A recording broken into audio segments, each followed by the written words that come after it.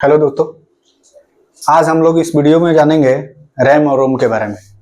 देखो दोस्तों, रैम और रोम जो है ये हमारे कंप्यूटर का बेस्ट टॉपिक है। रैम रोम जो होता है, ये देखिए यहाँ पे लिखा हुआ है रैम और रोम।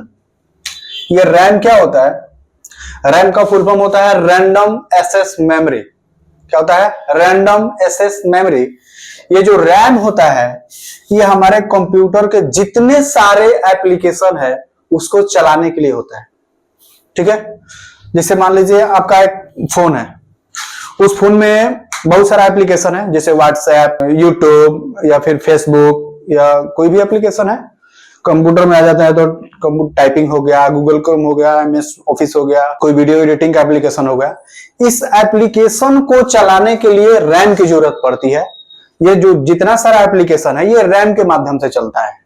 ठीक है, और कैसे चलता है? जैसे मान लीजिए आप व्हाट्सएप यूज कर रहे हैं, तो व्हाट्सएप आपका रैम जो है सिस्टम में, ये सिस्टम में जो है ये रैम डाला हुआ है 2 GB।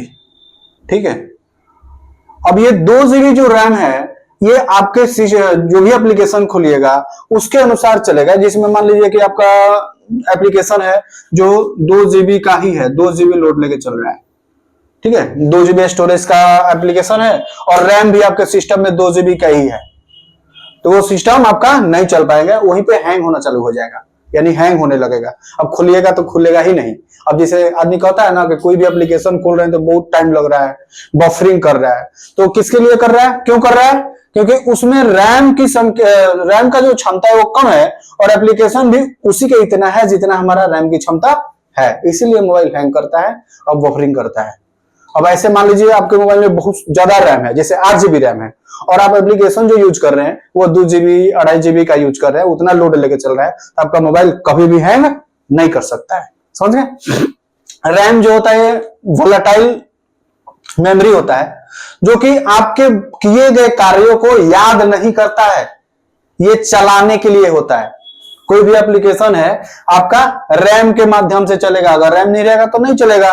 तो ये वोलेटाइल होता है, इसमें याद करने का क्षमता नहीं होता है, ये चलाने के लिए होता है। जैसे मान लीजिए आप कंप्यूटर पे कुछ पेंटिंग बना रहे हैं, कंप्यूटर क्लास ज्वाइन किए और पेंटिंग उसमें बना रहे हैं, तो जब पेंटिंग जब आप कर रहे हैं तो आप ऐसी जब उसको पेंट एप्लीकेशन को खोले तो वो है हार्ड डिस्क में, हार्ड डिस्क में या SSD आप डलवाए हुए हैं, उसके अंदर वो डाउनलोड हुआ है। कौन? जो पेंट एप्लीकेशन है। परंतु उसको जब चलाइएगा, SSD और HDD में अंतर क्या है ये बता देते हैं।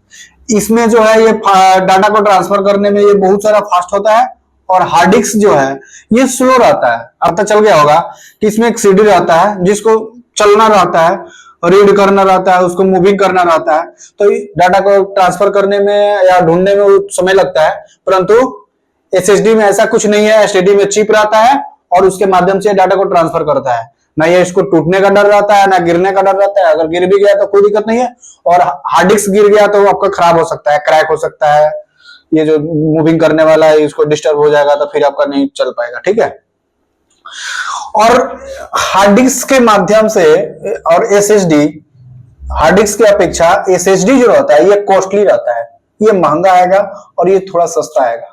ठीक है, इसका काम बहुत फास्ट है, तो भाई काम फास्ट है तो पेमेंट तो लगेगा ही, तो इसलिए इसमें दाम इसका ज्यादा लगता है और इसका कुछ कम लगता है। ठीक है, मान लीजिए सेम है, 1 TB का लेना है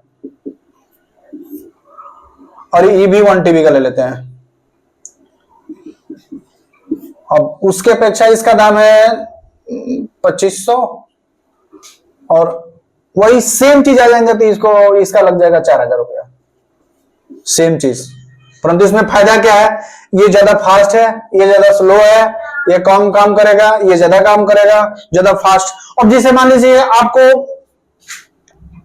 डाटा को ट्रांसफर नहीं करना है, बार बार लेन देन नहीं करना है, तो हम हार्ड डिस्क से ले लेंगे। और ज्यादा डाटा को ट्रांसफर करना है, इसमें से उसमें मूवी या सॉन्ग या वीडियो वगैरह हमको बार बार ट्रांसफर करना है, तो आपको SSD बेटर रहेगा। समझ गए?